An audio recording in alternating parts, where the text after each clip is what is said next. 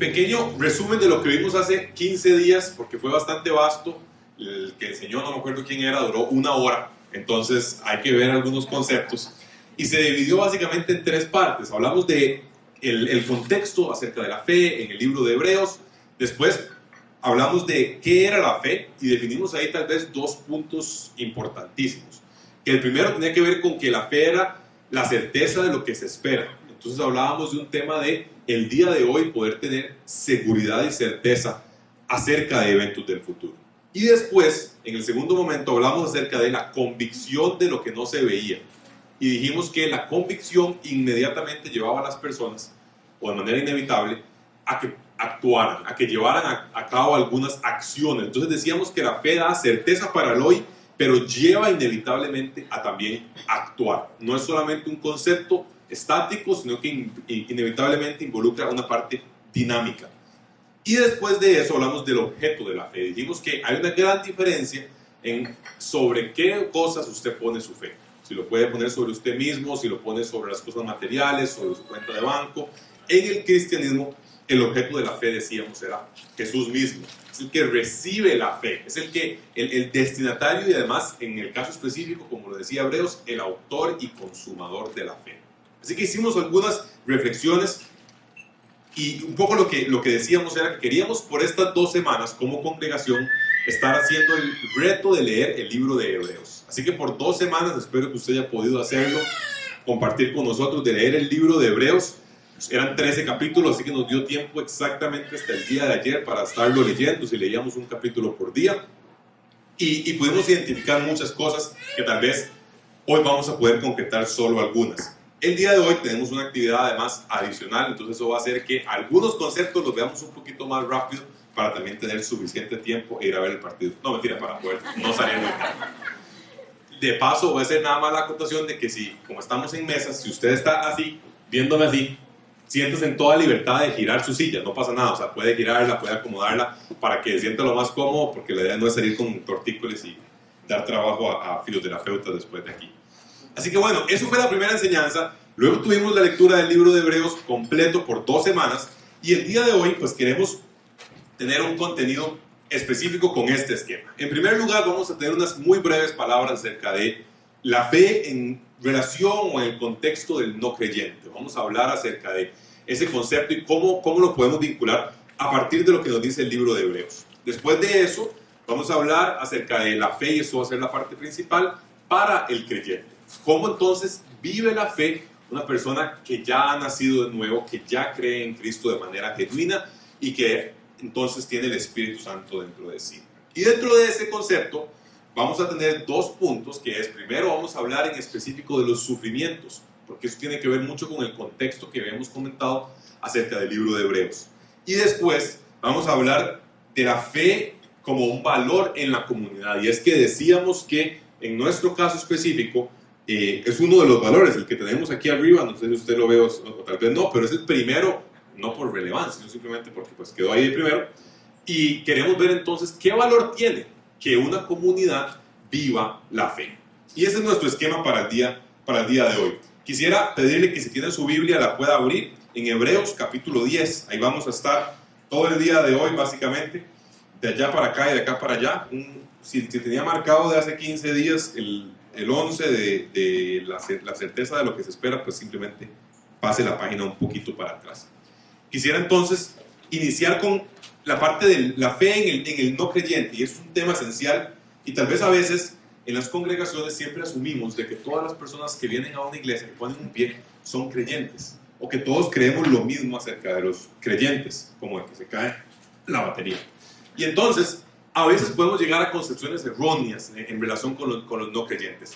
La consulta que nos hacemos es, ¿qué dice la Biblia o qué piensa acerca de la gente que manifestó tener fe, pero realmente era solo una fe superficial? Con la gente que en algún momento creyó tener un vínculo religioso, pero la verdad es que no existió plenamente.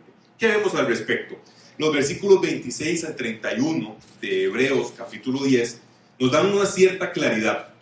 Es un pasaje complejo y pues hay diferentes teólogos que han definido, digamos, sus posturas, pero encontré bastante coincidencia en que muchos hablan acerca de que esta sección en específico se refiere a ese tipo de personas, de las que parecían tener fe, pero en la práctica en algún momento se devolvieron. O sea, su fe no era genuina, sino que caminaron, todo tenía la pinta, pero en algún momento salieron del camino.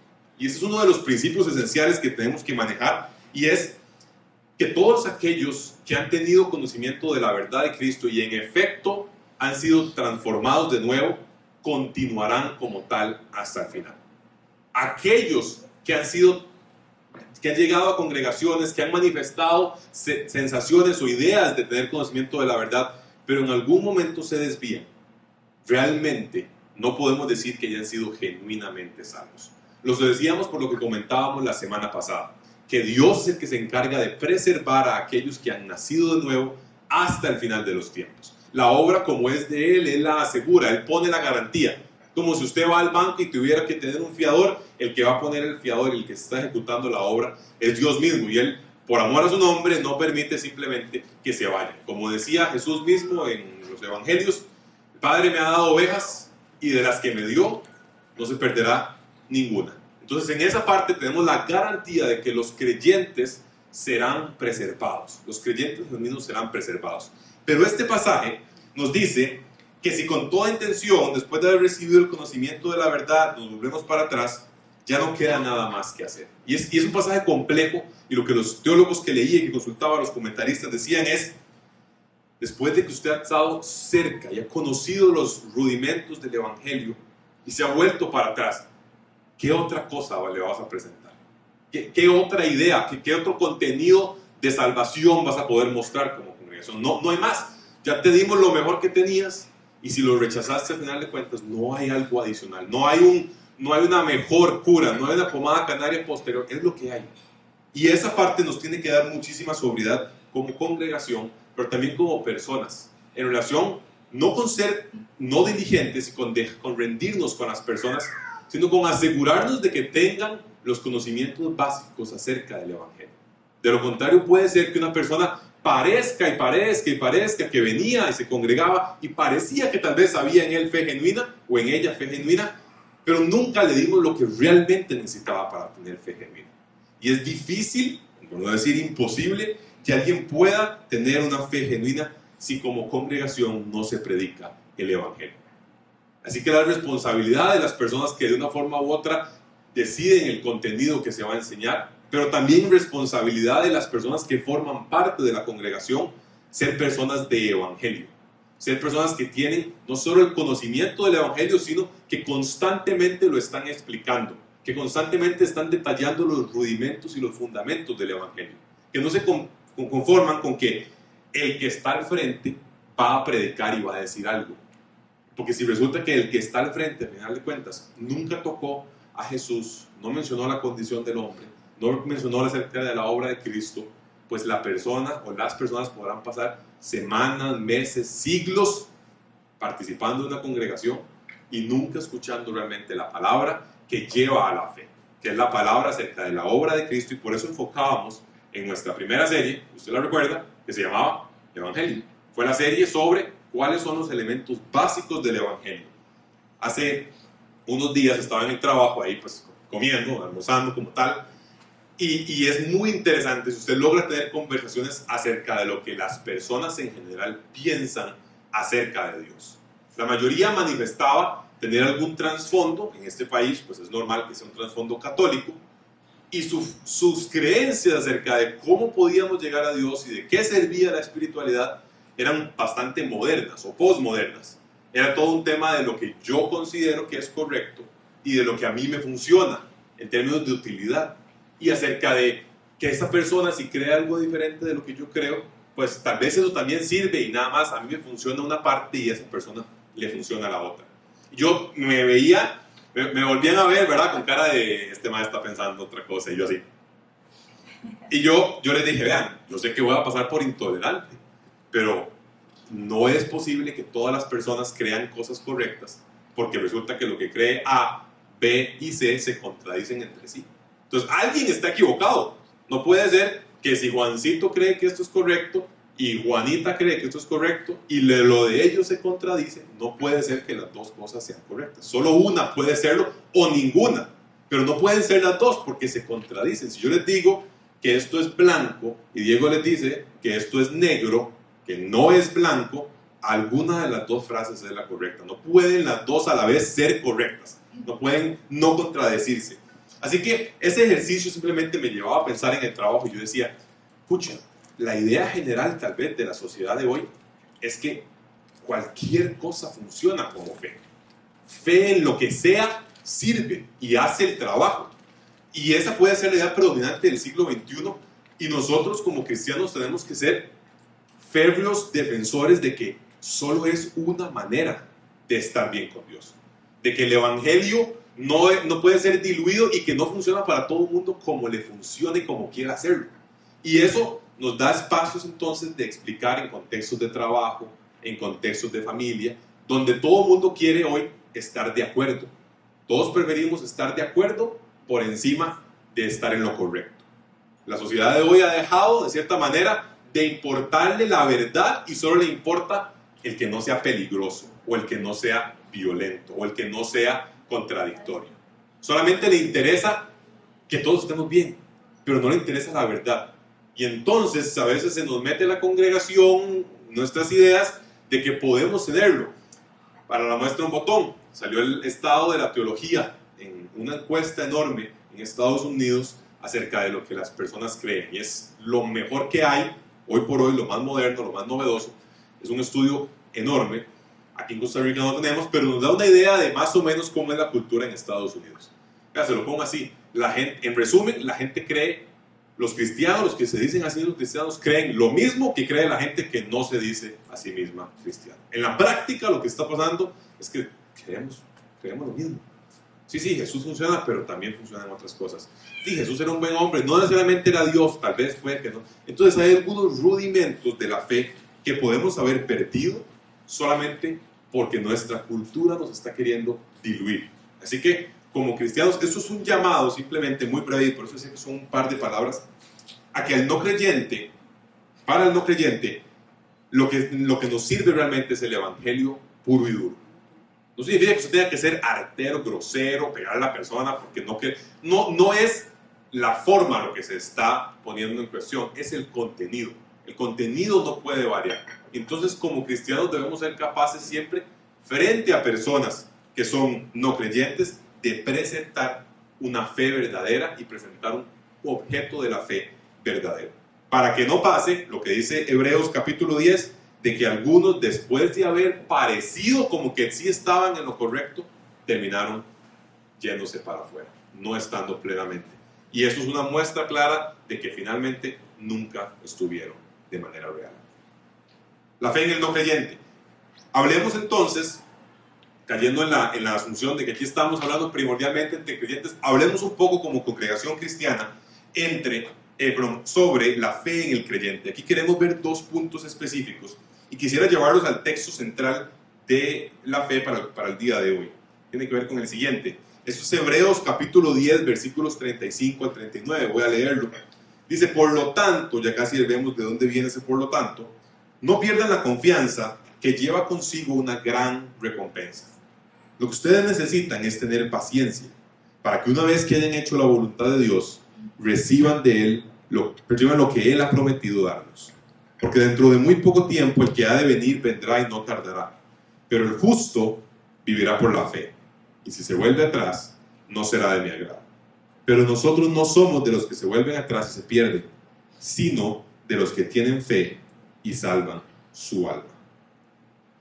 Este pasaje es nuestro centro para hoy.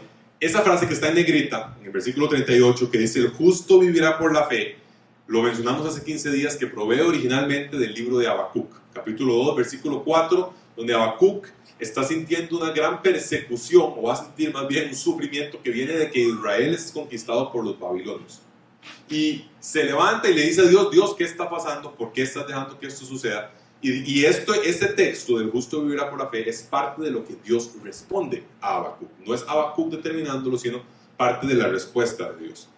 Este pasaje como tal va a ser citado en varias ocasiones en el Nuevo Testamento, en el Romanos, en el libro de los Gálatas y en el libro de Hebreos. En cada parte con matices diferentes, con ciertos matices un poco particulares. En Hebreos, lo esencial, también lo comenzaba y lo revisaba con varios comentaristas, es el tema de la perseverancia, del mantenerse en la fe, del continuar, del no desfallecer en el tema de la fe. Y lo sabemos por el contexto mismo que trae el versículo. Dice, por lo tanto, no pierdan confianza. Y en el 36 dice, ustedes necesitan paciencia. Y en el 39 dice, no se vuelvan atrás y se pierdan, sino tengan fe y salve su alma. En todo momento el contexto nos está hablando de perseverar, continuar, mantenerse, lograr tener siempre esa constancia que se mantiene, que continúa. Y entonces, en ese contexto, quisiera comentar algunas partes específicas acerca de la vida cristiana, de cómo la vida cristiana es ese proceso de mantenerse en la fe. Porque muchas veces se nos puede simplemente haber hecho costumbre venir los domingos a un lugar específico y es que es lo que soy. Casi que se convierte en un tema cultural de identidad, porque mis papás me criaron así, entonces yo hago ciertas cosas, y porque ya estoy acostumbrado a que los domingos en la mañana mi ritual de domingo es levantarme y ir a la iglesia. Pero bien podría ser levantarse y ir al gimnasio. O sea, a final de cuentas no le doy ningún valor adicional, solamente se me convirtió en rutina. Y ese era un tema característico de los judíos, que su cultura se permeó tanto por la ley que al final de cuentas estaban viviendo una ley mezclada con cultura, pero no estaban viviendo la ley por la ley, el texto por el texto, por lo que realmente era la palabra de la voluntad de Dios, sino que ya simplemente pues para ellos era normal. No como camarones, no como una queso burguesa, nada más vivo por esto culturalmente. Y hoy quisiera que podamos profundizar para que tengamos una fe viva, activa y consciente, y no solamente una fe que va como por inercia, como porque hace 10 o 15 años yo comencé a involucrarme más y le metí un montón de gas, y es como cuando usted quiere ahorrar gasolina, pasa el peaje aquí de la 27, le mete a 100 y luego pone en neutro, y nada más ahí va. Ahorrando gasolina, pues nadie hace eso, yo hago eso. Pero sentí su cara de juicio.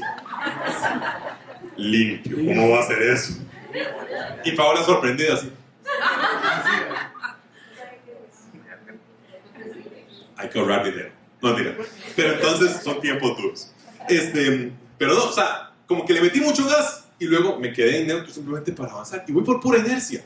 Voy sin objetivo, y entonces requerimos momentos como congregación, como cristianos, en los cuales como que se avive, como que ese término es muy siglo XIX, siglo XX, que se avive la fe en nosotros, o sea, que se caliente, que se vuelva a querer meterle el gas y no solo andar por inercia. Así que hablamos hoy de una congregación que está dispuesta a sobrellevar sufrimientos, de una congregación que esté dispuesta a vivir la vida cristiana sabiendo que tiene mejores promesas. Una congregación que vive no como la gente del mundo solamente que va a la iglesia, sino con prioridades, con intereses, con un esquema de vida fuera del mundo, con una vida con mirada en lo celestial y no una vida de solamente ocuparse de lo terrenal. Así que ojalá podamos hoy profundizar en esto. ¿Cómo vive el justo por la fe? Vamos al contexto directamente anterior al versículo 35, que pues obviamente es el 34 y los que le preceden, y hablemos un poco de los sufrimientos. Este texto ya lo hemos mencionado 2 veces, me ha tocado a mí enseñarlo 2 veces. Lo hablamos, cuando hablamos de iglesia, la serie Somos Iglesia, hablamos aquí un poco acerca del contexto de Hebreos. Nos describe muy bien lo que había pasado en la práctica con ellos. Recuerden, usted no ha tomado la nota, en el libro de Hebreos la característica principal era los habían estado persiguiendo. Incluso estaba el contexto del emperador romano Nerón, que había tenido un incendio en Roma y había culpado a los cristianos por ese acto, al punto de que entonces utilizaban a los cristianos como antorchas en las noches, o sea, donde los empalaban y los quemaban de manera que terminaran estando entonces como una antorcha, como el equivalente de una luz de esta de mercurio, ¿verdad? Así era la gente, y Nerón se paseaba por las calles viéndolos y disfrutando del supuesto espectáculo. Esa era la realidad. Y entonces, en ese contexto de sufrimientos, quisiera solamente enfocar un par de temas. Veamos en el 32, dice: pero recuerden ustedes los tiempos pasados, cuando después de haber sido iluminados, soportaron ustedes los sufrimientos de una gran lucha. Algunas veces fueron expuestos públicamente a las burlas y las aflicciones, y otras veces llegaron a ser compañeros de los que enfrentaban una situación semejante. Además, ustedes también se compadecieron de los presos y gozosos soportaron el despojo de sus propios bienes, sabedores de que en los cielos tienen una herencia mejor y permanente. Quisiera solamente hacer la acotación de que todos podamos ver que se está refiriendo a cristianos, a creyentes, porque el texto del versículo 32 dice: después de haber sido iluminados, que es una forma muy común en el Nuevo Testamento de referirse a que habían nacido de nuevo, que habían conocido genuinamente a Jesús. 2 Corintios 4 es otro pasaje, no es el mismo autor, pero es otro pasaje en el que la idea de luz es clara para vida en Cristo, vida espiritual, versus la idea de oscuridad referida a el estado natural de pecado en el que nacemos todos los seres humanos. Por eso se habla de muerte y vida, oscuridad y luz. Entonces, en el 32 sabemos que le está hablando a cristianos y les dice que ellos en tiempos pasados habían soportado una serie de elementos. Y esto es posiblemente uno de los primeros puntos que queremos ver en relación con cómo vive una comunidad, cómo vive un creyente la vida en fe. ¿Cómo hace para llevarla a cabo? Y el primer punto es, el versículo 32 les dice: recuerden los tiempos pasados. Hay momentos en nuestras vidas en los que vamos por inercia, en los que hemos dejado de pensar y tener fresco el por qué estamos siguiendo a Jesús, el por qué vivimos la fe de manera práctica, el por qué confiamos en Él y actuamos. Y en esos momentos necesitamos tener una pausa, frenar su carro, parquearse un momentito y decir: tengo que recordar los tiempos pasados. Tengo que recordar mi vida de esos momentos anteriores en los cuales tomé una decisión consciente, en los cuales tuve claridad respecto de lo que quería hacer en el futuro. Y esto es importante por lo siguiente: a veces vamos tan acostumbrados a lo que hacemos que no tenemos tiempo de pensar y reflexionar y de decir: ¿por qué yo vivo la fe de este esquema? ¿Por qué yo hago tales cosas? ¿Por qué yo me levanto y a veces leo la Biblia? ¿O por qué oro? ¿Por qué no oro? ¿O por qué hablo con cristianos o dejo de? Y lo más importante es que la tendencia natural, incluso de los creyentes, no es que si usted sigue en inercia, va a seguir por el camino recto y derecho. Si usted y yo soltamos la manivela y simplemente dejamos que la cosa fluya como tal, lo más común es que usted comience a desviarse y comience a perderse para algún lado. ¿Por qué? Porque nuestra naturaleza, si bien ha sido transformada de muerte espiritual a vida espiritual, sigue siendo altamente influenciada por el pecado. Y el pecado entonces como tal hace que nuestra naturalidad o que nuestra tendencia sea a desviarnos, no a querer continuar en el camino correcto. Si usted y yo dejamos inercia y vivimos la fe por pura inercia, vamos a tener una fe que se va a ir deteriorando poco a poco, sin pensar, sin reflexionar plenamente acerca de por qué creo lo que creo y en qué creo. Entonces, como creyentes, necesitamos hacer lo que le decía el escritor de Hebreos a los hebreos en el versículo 32. Recuerden los tiempos pasados.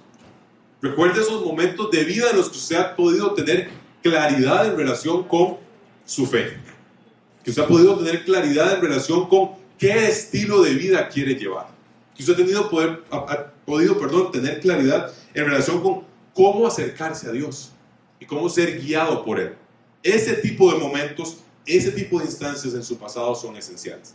Así que le voy a dar 30 segundos para que usted recuerde los tiempos pasados y trate de recordar momentos de su vida en los que usted ha tenido esos espacios. Unos 30 segundos. Si gusta, cierre sus ojos. Tal vez es un buen ejercicio para no desconcentrarse. Puede cerrar sus ojos, puede revisar y pensar en momentos de vida de sus tiempos pasados en los cuales usted ha sabido vivir la fe o ha podido vivir la fe de manera activa, consciente y clara.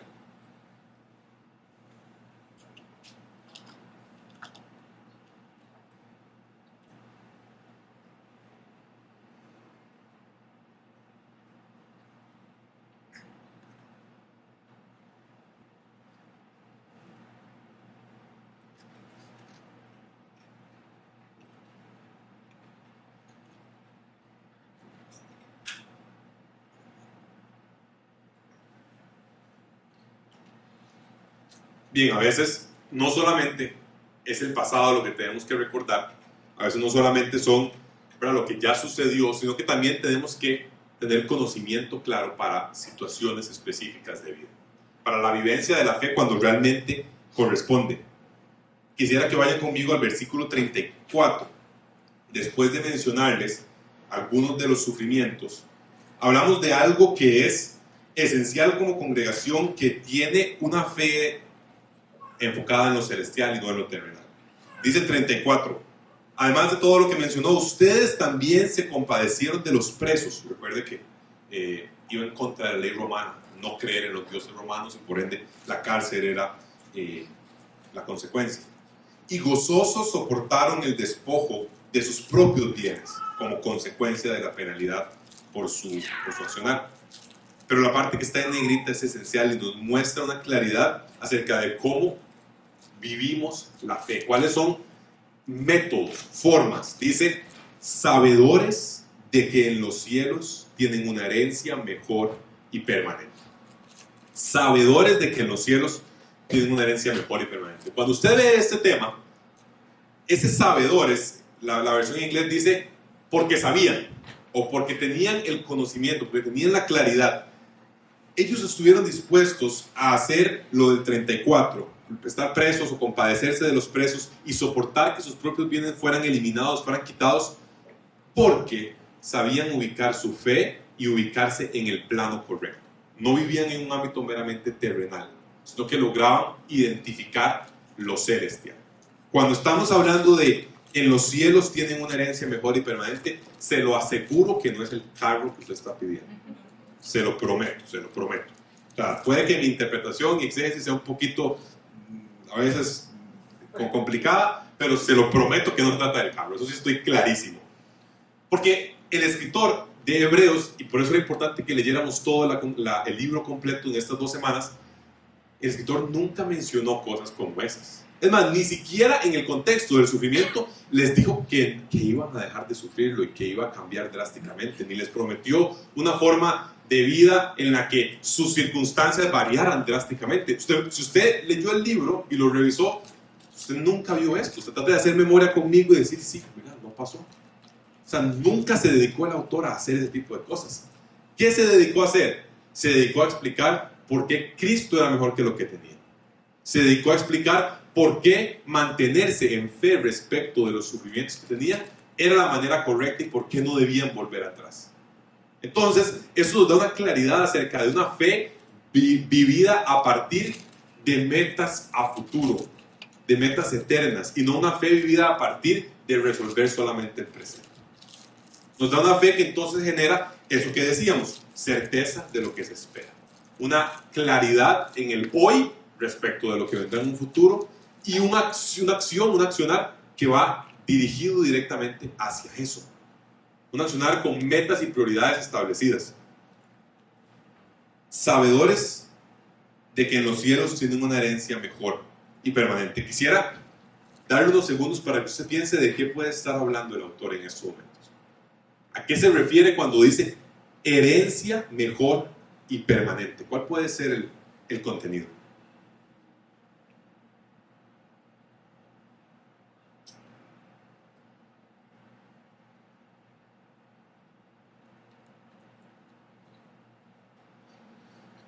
Espero que haya hecho el análisis en su cabeza. Yo quisiera presentar algunos elementos que, en mi opinión, del análisis del texto de Hebreos, pueden ser el contenido específico de cómo como cristianos vivimos, en qué cosas ponemos la cabeza. Este tipo de cosas son aquellas en las que hay que pensar cuando vienen los momentos de dificultad. Voy a hacer una lista, si usted la ve. Una herencia mejor y permanente. Todos estos son referencias del libro de Hebreos, del análisis que el autor de Hebreos ha estado haciendo desde el capítulo 1 hasta el capítulo 10 acerca de lo que sí tenemos como cristianos, como creyentes. Número 1, en el capítulo 2 hablaba del triunfo de Jesús sobre la muerte. Decía con claridad que como Él venció la muerte, todos los que estuvieran con Él ya no iban a ser esclavos de la muerte, iban a ser vencedores de la muerte.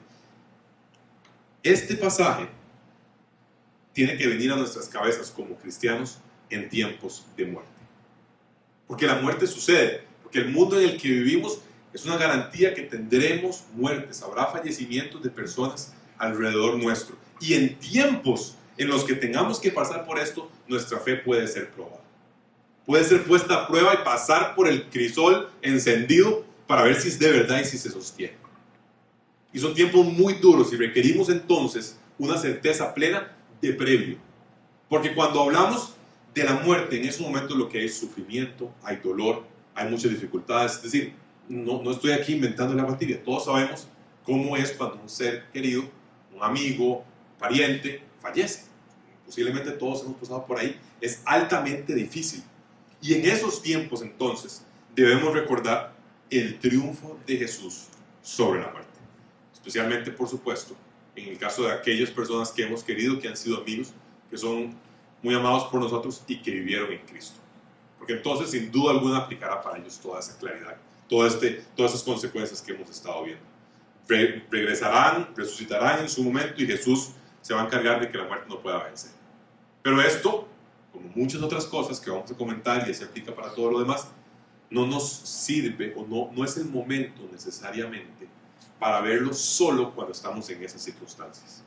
Yo siempre digo que usted tiene que saber pensar en frío lo que va a pasar en caliente. Es decir, poder pensar en momentos en los que no está sucediendo la dificultad, la tristeza, poder identificar los puntos referidos para lo que usted requiere, para el momento en que esté en caliente, para el momento de la dificultad. Porque en esos momentos cuesta mucho pensar con cabeza fría, cuesta mucho estar dispuesto a escuchar, cuesta mucho que sea un momento en el que usted es receptivo, pero usted requiere una base sólida en la que pueda pararse. Y esa fe, esa certeza debe estar construida de previo. Que si está mal decirle a alguien sobre estos temas cuando está sucediendo, pues probablemente no.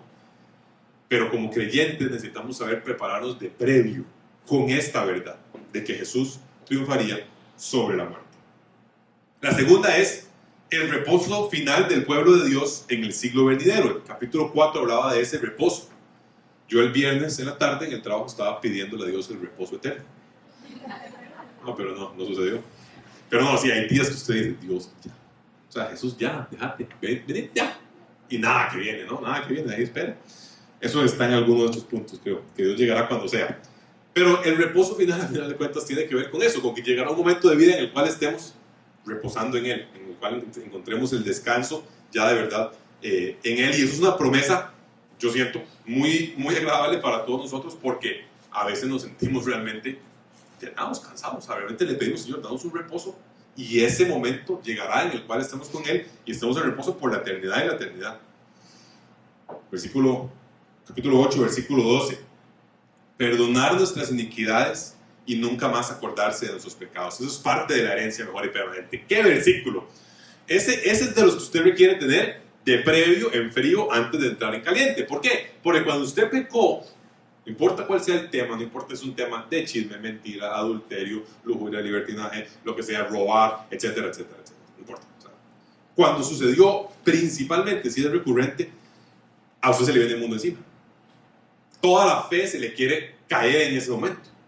Y todo lo que usted cree, todo lo que usted sabe, todo lo que usted confía, en ese momento es como, no, bótelo. O sea, y Dios guarde, de nuevo, recibir en ese momento nada. O sea, usted no quiere escribir nada, usted quiere taparse los ojos. Usted quiere taparse los ojos, las orejas. Si usted le estaba enseñando a sus niños ojos y orejas, no lo haga hoy. No fue una buena muestra. En ese momento se quiere taparse los ojos, taparse las orejas y la boca. Y básicamente que se acabe el día, ¿verdad? Y ojalá que venga mañana, y mañana será el otro día, y capaz si es peor, y lo volvió a hacer, y entonces está peor, y etcétera, etcétera, etcétera. Pero este pasaje, el 8:12, viene de la promesa que está en Jeremías capítulo 31. Es la cita de Dios prometiéndole a su pueblo en Jeremías, cientos años antes de Cristo, que escribiría sus leyes en sus corazones, que perdonaría sus iniquidades, nunca más se acordaría de sus pecados. Y esas son promesas que, si tenemos claridad acerca del peso del pecado, tienen que ser promesas muy valiosas. Si el pecado es como, no le damos mucha importancia, no tenemos una claridad muy vasta en relación con el pecado, pues la promesa como que se siente tal vez no tan pesada. Pero si hemos logrado identificar el pecado, su impacto, la ofensa que es frente a Dios, el efecto en nuestras vidas, entonces, en ese momento, la promesa de que Dios perdonaría nuestras iniquidades y nunca más se acordaría de nuestros pecados, que se cumplió en Cristo para todos los que tenemos fe en Él, tiene un peso enorme. Es como una vagoneta de tierra para poner la base, ¿no? Para sembrar ahí, para hacer el edificio que usted está construyendo. El peso de la promesa se da por quien la da, claramente. Y además a nosotros la entendemos siempre mejor cuando tenemos mayor claridad acerca de cómo el pecado afecta nuestras vidas. Así que esta tercera promesa, una herencia mejor y permanente, tiene que ser para nosotros fuente de certeza en los momentos en los que hemos pecado. Fuente de seguridad en los momentos en los que hemos luchado con tales temas. Fuente de acción y convicción hacia cómo actuamos hacia el futuro, en el sentido de que no nos embarrelamos y dejamos que todo el mundo se acabe ahí, sino que a partir de ese momento, incluso a partir de ese momento, la fe nos lleva a acción. La convicción en esta promesa nos lleva a saber que la iniquidad fue perdonada y que el pecado nunca más va a ser recordado. Esto es una fe que actúa con base en lo que tiene seguro. Si no creemos esto con certeza, difícilmente podamos continuar avanzando en el momento en que corresponde. Versículo 9, capítulo 9, versículo 14 habla de purificación de nuestra conciencia, hablando de que todas esas cosas que usted y yo sabemos que están mal con usted y conmigo, todo eso que usted dice, pero es que Dios, ¿por qué me hiciste así?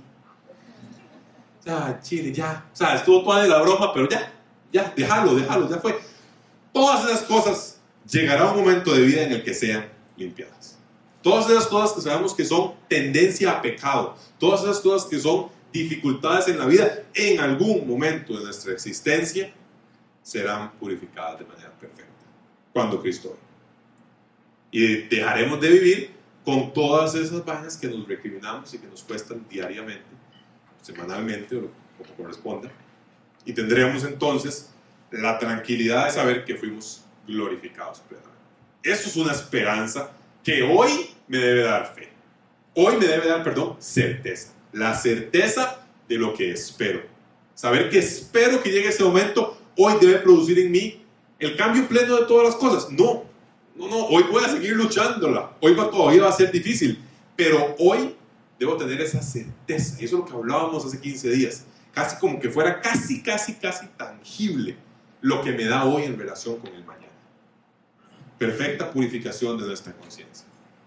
Y en el 10:13, el sometimiento de todos nuestros enemigos. Aquí piensa en su enemigo. No. Pero sí habla con claridad de que en algún momento de vida, en algunos momentos es posible que nosotros recibamos oposición por nuestro cristianismo, por nuestra fe. Es altamente probable. Y llegará un momento, que es un momento duro y lamentable, pero es cierto, en el cual todas las personas que no creyeron en Él lo verán y van a decir, qué pelada, y ahora sí nada que hacer. Se acabó, ¿verdad? Y sufrirán el castigo eterno como lo indica la Biblia. Así que llegará un momento en el cual todas esas personas que nos han complicado, a quienes somos llamados a amar, de acuerdo con lo que Jesús nos dice, a quienes somos llamados a predicar, por quienes somos llamados a orar, si no creen realmente en Cristo como tal, serán sometidos frente al Dios Todopoderoso. Y finalmente, en estas últimas tres, lo que Dios mismo nos dice es, de todas las cosas que te puedo dar, la promesa más fuerte, más pesada, más que te tiene que dar hoy, el por qué actúas, el por qué te levantas de la cama, el por qué haces las cosas que haces, son esos 3 puntos al final. Que vamos a estar cerca de Él, que lo conoceremos a Él, que será nuestro Dios para siempre. O sea, la promesa es Él mismo. O sea, la promesa es, yo me voy a dar a ustedes. De manera plena, de contacto directo, cerca, conociéndole, siendo nuestro Dios para siempre. O sea, al final de cuentas lo que está diciendo Dios es, llegará un punto de vida en el que vos y yo estemos como uña y mugre, ahí, cerquita, a la pura par. Y esos son Eso es lo que necesitamos hoy como base para poder actuar con mirada en lo que corresponde, en lo celestial. Saber que llegará ese momento quiere decir que yo hoy tengo garantizado el éxito. No de que me vayan a dar el trabajo, no de que me vayan a dar ese premio, no de que vaya a lograr. Tengo garantizado el éxito en la vida. Pero no por mí, sino por lo que Cristo hizo en su obra y que a mí me lo dan como un regalo, como una gracia sublime, ¿verdad? Que Él llevó mi cruz, la que me correspondía a mí, la llevó y pagó por eso. Eso me tiene que dar hoy la certeza de lo que espero y actuar en convicción de lo que no veo. Porque está garantizado, no hay forma de fallar. Incluso si fallo en los términos humanos, viendo la imagen desde grande, garantizado que la vamos a lograr. Así que esa es una fe para una congregación que entonces sabe motivarse y que en frío identifica los puntos que lo van a sostener en caliente. Cuando venga el sufrimiento de esos que son casi como que uno quisiera salirse de la piel, que quisiera salirse de las circunstancias, y que en ese momento todos estos puntos tienen que llegar a ser la base sobre la cual nos sostenemos. Cuando venga ese momento, muy probablemente no vamos a querer predicarnos, vamos a querer abrazarnos, llorar juntos, pasar la etapa de sufrimiento juntos.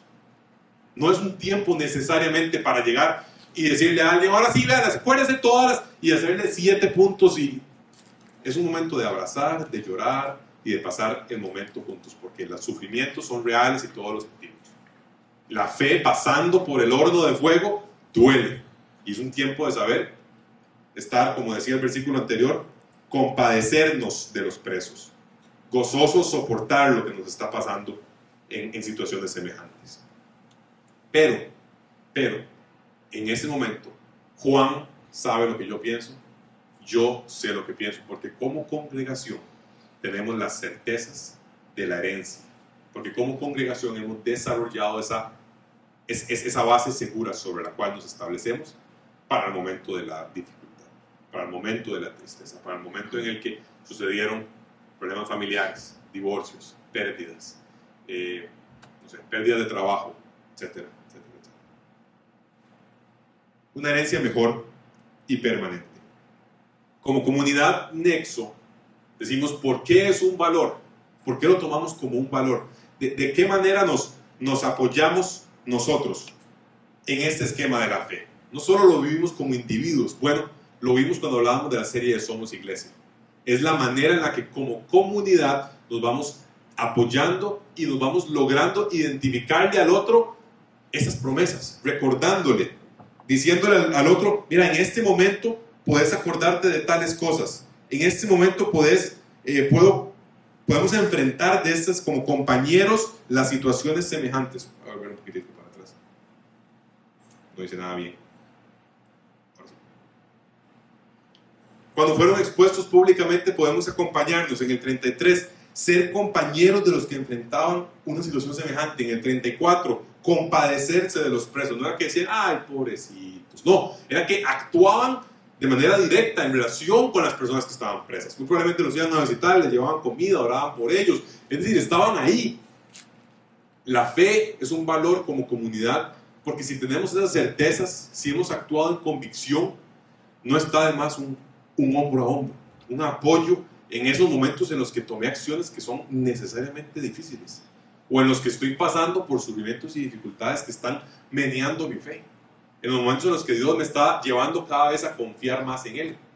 En esos tiempos requerimos de una comunidad, requerimos de un abrazo, requerimos de un mensajito de texto, una llamada, o sea, requerimos algo que yo pueda tener ahí para tener apoyo. No es un tiempo de pasar la fe y qué duro soy ¿verdad? ¿Cómo se llama? Avenger de la fe. Es la Liga de la Justicia de la fe. No, es un tiempo en el cual requerimos que haya personas que sean compañeros, que se compadezcan, que actúen, entonces que puedan ponerse en nuestros zapatos y eventualmente nosotros hacerlo respecto a los demás. Por eso la fe es un valor en Nexo, para que también podamos entonces siempre apoyarnos en nuestra claridad con las promesas de Dios que encontramos en el texto bíblico, pero que también podamos entonces tener apoyo cuando actuamos en fe, cuando hemos vivido en fe y hemos hecho acciones que nos llevan o que provienen de esa certeza que tenemos, que podamos tener a alguien que nos apoye, que nos anime, que nos meta al hombro, nos diga, vamos, adelante, o sea, estás actuando bien, sí se puede, vamos. Basados en la figura de Cristo, en las promesas de la Biblia. Ahí siempre necesitaremos un apoyo.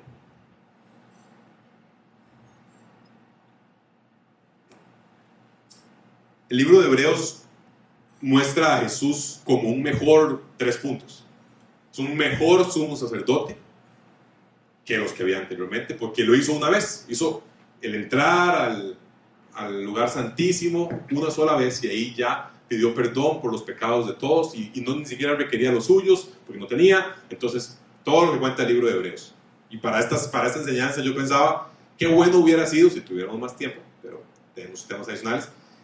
15 minutos de explicar el tabernáculo, todo el mundo dormidísimo, aburridísimo, diciendo, ¿qué está pasando? O sea, que se acabe ya. Como 15 o 20 minutos que nos hubieran llevado solamente así, en el momento de la explicación, a tener todos una sensación de que se acabe esto ya, por favor, y haber tenido la idea de decir, es que ya se acabó. Ya en Jesús se acabó esa necesidad de rituales. Ya en Jesús se acabó esa necesidad de estar pidiendo perdón por todos nuestros pecados por medio de un ser humano todas las veces que suceda. O sea, que nuestro hastío generalizado hubiera sido semejante al hastío que debíamos tener con confiar en nuestras propias obras, con confiar en los hombres para llegar a Dios, con tener que hacer rituales para llegar a Dios, y que nos hubiera tenido la claridad de lo liberador que es la fe en Cristo como algo que nos permite vivir la gracia. Y en ese caso específico también que hubiera generado que yo me callara y ya terminara la explicación de los 20 minutos del tabernáculo. Pero bueno, lo dejaremos para una después, la explicación del tabernáculo de los 25 minutos. Pero el libro de Hebreos mencionaba a Jesús como, ¿verdad?, como todos los elementos del Antiguo Testamento. Un mejor sumo sacerdote, mejor que Moisés, mejor que los ángeles. Y quisiera simplemente que ubiquemos cómo ese fundador de un mejor pacto nos lleva a perseverar en la fe. El mismo texto de Hebreos nos permite cerrar con eso y establecer cómo Él nos da esa libertad de llegar con plena seguridad de la fe y que podamos mantenernos firmes. Ese es el llamado de hoy. Busquemos si estamos actuando por inercia. Vivamos una fe basada en promesas reales, promesas bíblicas, promesas que tenemos claridad de que Dios en efecto las estableció, y vivamos una fe entonces consciente, activa, y que se basa en la obra de Jesús para nosotros y en una bendición a futuro, y una bendición para nuestras vidas hoy, una certeza hoy respecto de lo que se espera para mañana. Eso entonces hará que podamos tocar las profundidades de lo que la Biblia revela para nosotros. A veces puede ser, y todos pasamos por esto, a veces como cristianos, lo que queremos es el resolver el ya, resolver la circunstancia actual, resolver este momento, o sea, lo que me apremia en este momento, resolver. Yo lo veo a partir del hecho de que nos casamos pronto, si Dios quiere, y entonces hay que resolver un montón de cosas, hay que resolver la casa, hay que resolver cuánto vamos a pagar de esto, y el presupuesto, y cuánto entra, y cuánto sale, y cuánto cuesta la boda, y luego qué vamos a hacer, y dónde vamos a vivir. Entonces hay un montón de cosas que hay que resolver, y luego habrá que resolver la luz, el agua, los recibos, todas esas cosas que yo digo, claro, o sea, es que hay que resolver un montón de cosas, está bien, o sea, toca resolver un montón de vainas. Pero básicamente yo después digo, mira, tal vez, esas no son todas las cosas que hay en este mundo. Tal vez, y solo tal vez, hay más allá de lo que yo veo por debajo del sol, como dice Eclesiastés, ¿verdad? Lo que pasa bajo el sol.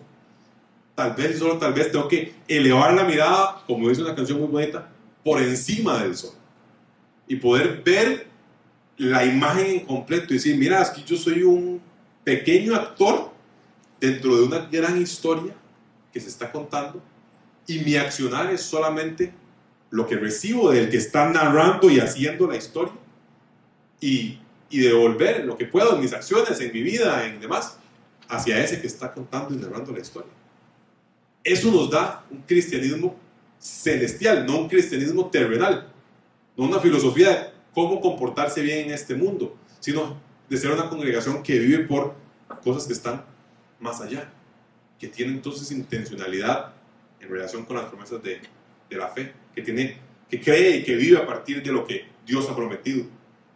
Y eso me parece que es valioso. Y a veces pensaba, durante estas semanas, pensaba un poco y decía que no quisiera, creo que en general la sensación de quienes hemos estado comentando y discutiendo acerca de estos temas, no quisiéramos solamente ser una congregación que se contenta como con lo superficial, como con las cosas básicas y como con lo que Hebreos llamaba los rudimentos, ¿verdad? La leche, sino que quisiéramos poder profundizar como congregación, quisiéramos poder alcanzar aquellas cosas que Dios realmente ha tenido para nosotros, que son más allá que el pan de hoy y el almuerzo de mañana, sino que pudiéramos entonces penetrar lo que la Biblia realmente muestra para nosotros.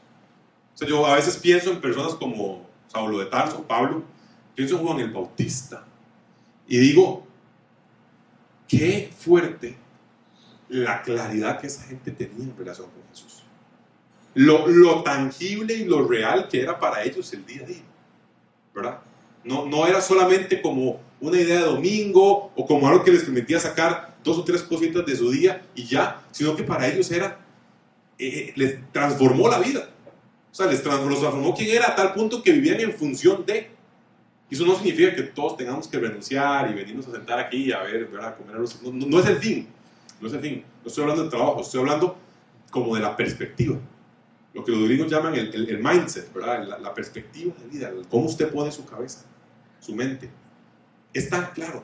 Y me parece que es, cuando lo leo, lo pienso en Pablo poniendo en Efesios capítulo 3, que ustedes puedan conocer cuán ancho y cuán alto y cuán profundo y largo y aquí es el amor de Cristo. Claro, o sea, es que las profundidades del tema, pero a veces nos hemos contentado como congregación, como cristianos del siglo XXI, con el 1, 2, 3 queso. Y no hemos ido hacia lo que realmente tiene un peso duradero, lo que alguien se atrevería a decir que es una herencia mejor y permanente. Lo que primera de Pedro dice, una herencia inmarchitable, una gloria inmarchitable. Usted dice, wow, yo quiero poder hablar así, ¿verdad? Vivir con base en esas realidades. Y entonces, como comunidad, para poder hacer eso, necesitamos ser sabedores de la herencia mejor y permanente que tenemos, acompañarnos plenamente en los sufrimientos y conocer a ese que es la base, que le decimos autor y consumador de la fe. Así que perseveremos, como dice el versículo del 19 al 23, hermanos, puesto que con toda libertad podemos entrar en el lugar santísimo por la sangre de Jesucristo, por el camino nuevo y vivo que Él nos abrió a través del velo, es decir, de su propio cuerpo. Y puesto que tenemos un gran sacerdote al frente de la casa de Dios, hermanos, ya que tiene razón y sucede todo lo que les dije del capítulo 1 al 10, todo lo que acabo de contar del 1 al 10, por todas esas razones, hagamos lo siguiente: acerquémonos con un corazón sincero, con la plena seguridad de la fe, con el corazón purificado de una mala conciencia y con el cuerpo lavado en agua pura. Y cierro con el 23, que es el esencial. Mantengamos firme y sin fluctuar la esperanza que profesamos, y este es el que le da poder a todo lo demás, el que lo saca de que sea un acto suyo, de que usted es muy carga y usted va a aguantar la fe, el que lo saca de que dependamos de nosotros mismos, el que nos permite descansar en que el que está narrando la historia del mundo está narrando también su historia. Mantengamos firme y sin fluctuar la esperanza que profesamos, porque fiel es el que prometió. Oramos. Señor, gracias por este tiempo estudiando, Señor, la certeza de lo que se espera, la convicción de lo que no se ve.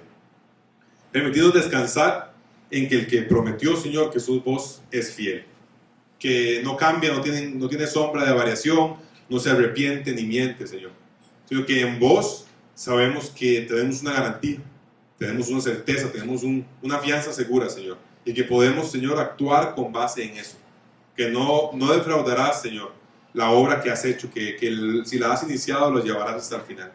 Permitirnos mantener firme la fe, permanecer en la fe, Señor, poder continuar siempre buscándote, Padre. Examina nuestro corazón, como decía el salmista, húrgalo y identifica si hay en él iniquidad, identifica lo que hay en él. Examínanos, Señor, y permítenos entonces ser transformados. Danos, Padre, tu fuerza a través del Espíritu Santo para contener y vivir una fe cristocéntrica, una fe basada en Cristo. Permitirnos sufrir los sufrimientos que correspondan como congregación y darnos una fe viva que no se mueve por inercia, que se mueve por conciencia, que se mueve, Señor, porque vos actúas en nosotros cada día de nuestras vidas. En el nombre de Jesús, Padre, oramos. Amén y amén.